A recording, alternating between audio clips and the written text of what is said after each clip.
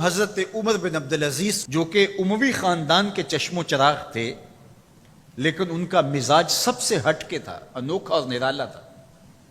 سلیمان نے ساری زندگی تخت و تاج کی بسر کرنے کے بعد سوچا کہ میں ان کو اپنا نائب بناؤں۔ تو خیر، جب ان کا انتقال ہوا تو لوگ دمشق کی جامع مسجد میں جمع ہوئے اور وصیت نامہ پڑھا گیا۔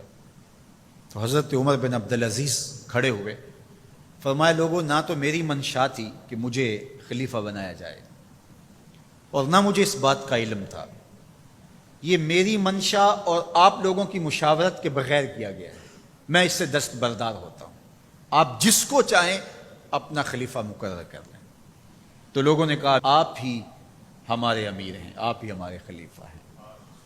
تو آپ نے فرمایا کہ جب تک اللہ کی اطاعت کرتا رہوں تب تک تمہارا خلیفہ رہوں گا۔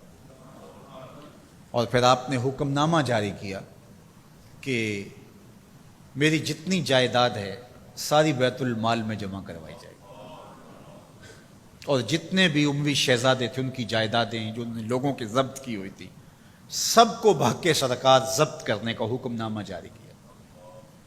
مسجد سے باہر نکلے تو آپ کے لیے شاہی سواری لائے گی، فرمایا میرا خچر کافی ہے میرے لیے۔ گھر پہنچے تو اپنی بیوی فاطمہ بنت عبد الملک سے کہا، جو بادشاہ کی بیٹی ہے، بادشاہ کی پوتی ہے اور 4 بادشاہوں کی بہن ہے، ناز و نعم میں پلی ہوئی ہے، کہا کہ میرے ساتھ تم رہنا چاہو تو تمہیں اپنے سارے زیورات، زر و جواہر، سارا مال بیت المال میں جمع کروانا ہوگا اور فقیرانہ زندگی بسر کرنا ہوگی۔ اب اس پاک باز خاتون نے کہا کہ میں اس کے لیے تیار ہوں، میں فقیری کی زندگی کو ترجیح دیتی ہوں۔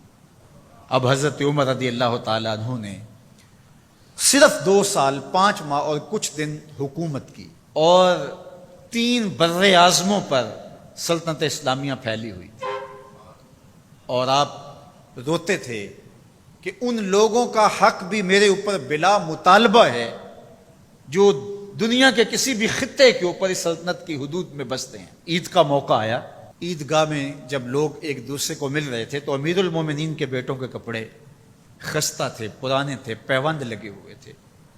تو آپ نے اپنے بیٹوں سے کہا کہ تمہیں شرم تو آ رہی ہوگی کہ امیر المومنین کے بیٹے ہو کے تمہیں ڈھنگ کا لباس بھی دستیاب نہیں ہے۔ تو آپ کا ایک بیٹا عبد الملک بن عمر بن عبدالعزیز جو آپ کی زندگی میں انتقال کر گیا تھا، اس نے کہا ہمیں اس بات پہ فخر ہے کہ ہمارے باپ نے خیانت نہیں کی ہے، ہمارا باپ دیانتدار ہے۔ جب گھر آتے ہیں تو آپ کی بیٹیاں آپ کو عید مبارک کہتی ہیں، آپ سے ملتی ہیں، لیکن منہ پہ کپڑا دھرا ہوا ہے۔ تو حضرت عمر رضی اللہ تعالیٰ عنہ عمر بن عبدالعزیز بولتے ہیں کہ بیٹی آپ نے چہرے کے اوپر کپڑا کیوں رکھا ہوا ہے؟ تو وہ کہتی ہے ہم نے کچے پیاز سے آج کھانا کھایا ہے، تو اس لیے ہم نے کپڑا رکھا ہے کہ آپ اس کی سمیل محسوس نہ کریں۔ تو حضرت عمر بن عبدالعزیز رو پڑتے ہیں اور فرماتے ہیں کہ کس باپ کا جی نہیں چاہتا کہ میری اولاد آسودہ ہو، لیکن میں آخرت سے ڈرتا ہوں۔ حضرت عمر بن عبدالعزیز رضی اللہ تعالیٰ عنہ کے 2 سال 5 ماہ اور چند دنوں کے اندر ایسا عدل پھیلتا ہے کہ لوگ کہتے ہیں ہمیں لگتا تھا آسمان اور زمین کے درمیان ترازو گاڑ دیا گیا ہے، ہر شے پوری پوری تولی جا رہی ہے، اور اتنی خوشحالی آتی ہے، اتنی خوشحالی آتی ہے، لوگ زکوٰۃ کے پیسے لے کے نکلتے ہیں، کوئی زکوٰۃ لینے والا نہیں ملتا۔ ایک علاقے کے لوگ حضرت عمر بن عبدالعزیز کو خط لکھتے ہیں کہ حضرت زکوٰۃ کا کیا کریں؟ فرمایا غریبوں کو دے۔ کہا کوئی غریب رہا ہی نہیں؟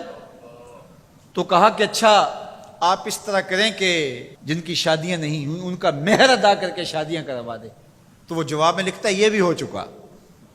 تو کہا لوگوں کو قرضہ دے دیں۔ کہا کسی کو قرضے کی ضرورت ہی نہیں ہے۔